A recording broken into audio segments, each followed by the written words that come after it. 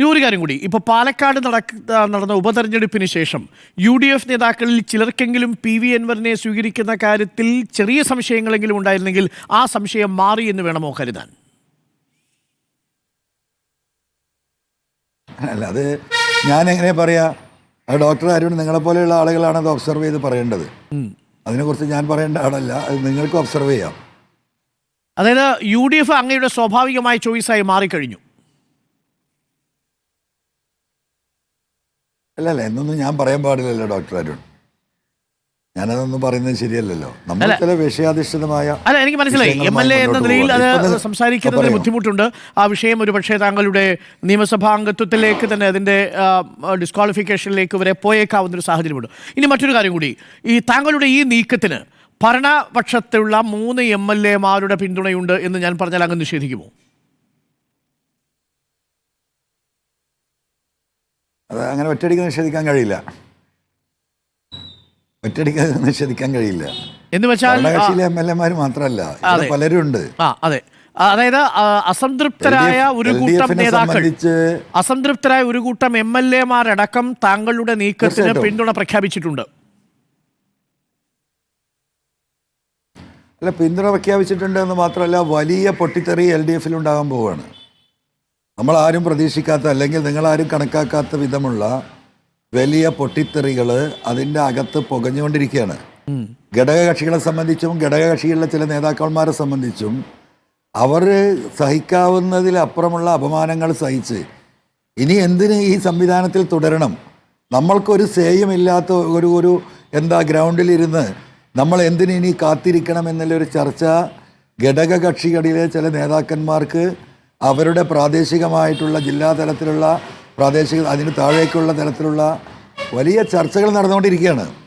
അപ്പോൾ അതിനകത്ത് തന്നെ LDF സംവിധാനം ഓരോ ഘട്ടം കഴിയുമ്പോൾ നിങ്ങൾക്കറിയാം, ഇനിയിപ്പോൾ നമ്മൾ പഞ്ചായത്ത് തിരഞ്ഞെടുപ്പിലേക്ക് പോവുകയാണ്. അപ്പോൾ അവരൊക്കെ അവരുടെ ഒരു സേഫർ പൊസിഷൻ ആലോചിച്ചു കൊണ്ടിരിക്കുകയാണ്. അത് അധികം വൈകാതെ അത്തരത്തിലുള്ള തീരുമാനങ്ങൾ ഉണ്ടാകും. തദ്ദേശ തെരഞ്ഞെടുപ്പിന് മുൻപായി തന്നെ ആ തീരുമാനമുണ്ടാവും. തീർച്ചയായിട്ടും നിങ്ങൾ വിചാരിക്കുന്ന 2-3 MLA മാരിൽ നിന്ന് ചിലപ്പോൾ അത് ഒതുങ്ങില്ല.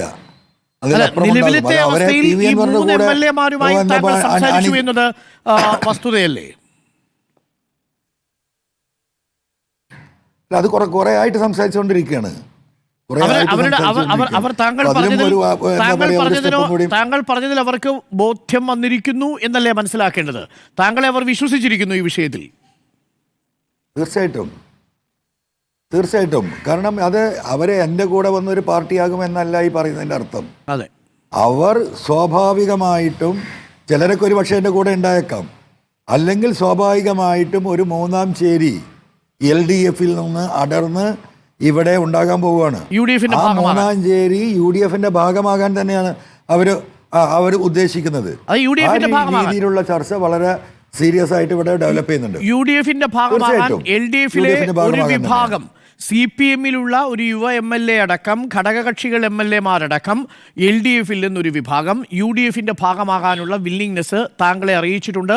താങ്കൾ അവരുമായി സംസാരിച്ചു. അതിൽ ചിലർ താങ്കൾക്കൊപ്പം കൂടും, അതല്ലാതെയുള്ളവർ താങ്കൾക്കൊപ്പം UDF-ലേക്ക് വരും.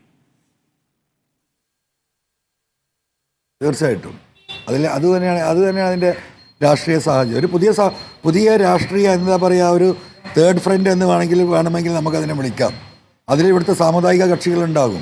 ഇവരെല്ലാം കൂടെ ചേർന്ന് കൊണ്ടൊരു തേർഡ് ഫ്രണ്ട് രീതിയിൽ അതിന് രൂപം നൽകിയിട്ട് അവർ UDF-മായി സഹകരിക്കാൻ തന്നെയാണ് അവരുദ്ദേശിക്കുന്നത്. അത്തരത്തിലുള്ള ചർച്ചകളിലേക്ക് ഈ ജാഥ കഴിഞ്ഞാൽ ചർച്ചകൾ ആ രീതിയിലേക്ക് നീങ്ങുമെന്നതിന് തീരുമാനത്തിലാണുള്ളത്. അതിൽ ഇവിടുത്തെ പ്രബലമായ സാമുദായിക കക്ഷികളുണ്ട്, എല്ലാ വിഭാഗത്തിൽപ്പെട്ടയും. കാരണം സാമുദായിക കക്ഷികൾക്കും അവരുടേതായിട്ടുള്ള പല വിഷയങ്ങൾ, പ്രത്യേകിച്ച് ഇപ്പോൾ ഈ മലയോര മേഖലയിലെ വിഷയങ്ങൾ, ക്രിസ്ത്യൻ കമ്മ്യൂണിറ്റിയെ സംബന്ധിച്ച് അതിലുള്ള ഒരുപാട് സംഘടനകൾ, അതിലുള്ള ചില സാമുദായിക സംഘടനകൾ, ഇവരെല്ലാം കൂടെ ഒന്ന് ഒരുമിക്കാൻ വേണ്ടിയിട്ട് ഉള്ള ഒരു ആലോചനയാണ് നമ്മൾ നടത്തിക്കൊണ്ടിരിക്കുന്നത്. അത് വിജയം കാണും. അത് ഈ പറയുന്ന LDF-ന്റെ നട്ടെല്ലൊടിക്കും എന്ന് തന്നെയാണ് ഞാൻ വിശ്വസിക്കുന്നത്. അതായത് ഒരു കാര്യം കൂടി ഞാൻ പറഞ്ഞാൽ, ഇതിൽ ചില ആളുകൾ അസംതൃപ്തരെന്ന് പറഞ്ഞാൽ ചില വാഗ്ദാനങ്ങളോ അല്ലെങ്കിൽ ചില പരിരക്ഷയോ CPM-ൽ നിന്നോ LDF-ൽ നിന്നോ കിട്ടാത്ത MLA മാരാണ് താങ്കൾക്കൊപ്പം UDF ക്യാമ്പിലേക്ക് വരാൻ പോകുന്നത്. അതിൽ ഒരു MLA-യുടെ കാര്യത്തിലാണെങ്കിൽ തന്നെ നിരന്തരമായ പാർട്ടിയിൽ അവഗണന നേരിടുകയും പാർട്ടിയിലെ ഗ്രൂപ്പിസത്തിൻ്റെ ഭാഗമായും ഒക്കെ നിസ്സഹായാവുകയും ചെയ്തൊരു MLA ആണ്. രാഷ്ട്രീയ നിസ്സഹായ അവസ്ഥയിലെത്തിയിരിക്കുന്ന ഒരു MLA ആണ് ആ തീരുമാനമെടുത്തിരിക്കുന്നത്. ശരിയല്ലേ ശ്രീ PV അൻവർ? അല്ല, അങ്ങനെയുള്ള നിലവിലുള്ള MLA-മാർ നിലവിലുണ്ട്. അരുൺ അങ്ങോട്ടാ പോകുന്നതിൽ ഇപ്പോൾ എല്ലാവർക്കും മനസ്സിലാകുന്നുണ്ട്. ഞാനായിട്ടത് പറയുന്നില്ല. അതൊക്കെ അതവിടെ നിൽക്കട്ടെ. ഡോക്ടർ അരുൺ, നിങ്ങൾ മനസ്സിലാക്കേണ്ടത് ഇപ്പോൾ ഈ നിലവിലുള്ള MLA-മാരും മാത്രമല്ലല്ലോ. ഇവിടുത്തെ മുൻ MLA-മാരുണ്ട്, മുൻ MP-മാരുണ്ട്. ഇവിടെ പല രീതിയിൽ അവഗണിക്കപ്പെട്ട് ഇവിടെ എന്താ പറയുക, ജനങ്ങളുടെ ഇടയിൽ ബന്ധമുള്ളവർ, ജനങ്ങളുമായിട്ട് ഇപ്പോഴും ഒരു എന്താ പറയുക, പാർട്ടിയിൽ ഒരു പൊസിഷൻ ഇല്ലെങ്കിലും പ്രാദേശിക തലത്തിൽ ജനങ്ങളോടൊപ്പം നിൽക്കുന്ന നല്ല സഖാക്കളായിട്ടുള്ള മുൻ ലീഡേഴ്സ്, മുൻ എന്താ പറയുക LDF-ലെ ഘടകകക്ഷികൾ, ആ തരത്തിലുള്ള വലിയ ഒരു ടീം കാസർഗോഡ് തൊട്ട് തിരുവനന്തപുരത്ത് വരെ BJP-യിലെ ഏറ്റവും ഉന്നതനായ ഒരു നേതാവ്, അദ്ദേഹത്തോടൊപ്പം നിൽക്കുന്ന സംസ്ഥാനത്തെ 14 ജില്ലകളിലും അദ്ദേഹത്തെ സ്നേഹിക്കുന്ന വലിയൊരു വിഭാഗം ആളുകൾ, ഇവരൊക്കെ എന്താ പറയുക ഒരു ഒരു ഒരു ഒരു ഒരു ഐക്യത്തിന് വേണ്ടി, ഒരു പ്ലാറ്റ്ഫോമിന് വേണ്ടിയിട്ടുള്ള ആലോചന കഴിഞ്ഞ എന്താ പറയുക 2-3 മാസമായി നമ്മൾ നടത്തിക്കൊണ്ടിരിക്കുന്നു. അതൊരു നല്ല ഷേപ്പിൽ ആ കാര്യങ്ങൾ പോയിക്കൊണ്ടിരിക്കുകയാണ്. ഓക്കെ, ഒരു കാര്യം കൂടി ശ്രീ PV അൻവർ, താങ്കളുടെ ഈ രാഷ്ട്രീയ നീക്കം ഈ ജനകീയ യാത്രയിലൂടെ ഒരു പുതിയ അധ്യായത്തിലേക്ക് എത്തുകയാണ്. അഥവാ ജനകീയ യാത്ര അവസാനിക്കുന്നതോടുകൂടി ആ രാഷ്ട്രീയ മാറ്റത്തിൻ്റെ രൂപം അല്ലെങ്കിൽ അതിൻ്റെ ചർച്ചകൾ ആരംഭിക്കും. അല്ല, ചർച്ചകൾ ആരംഭിക്കും. എൻ്റെ രാഷ്ട്രീയ ജാഥ ഇവിടെ അവസാനിക്കുകയല്ല. ഇനിയും ഒട്ടനവധി വിഷയങ്ങൾ. ഈ ജനകീയ യാത്ര ഇപ്പോൾ നിർദ്ദിഷ്ട വനനിയമ ഭേദഗതിക്കെതിരായിട്ടുള്ള അങ്ങയുടെ ജനകീയ യാത്ര ആ രാഷ്ട്രീയ മാറ്റത്തിന്റെ തുടക്കമാണ്. തീർച്ചയായിട്ടും അങ്ങനെ വേണമെങ്കിൽ നമുക്കതിനെ കാണാം.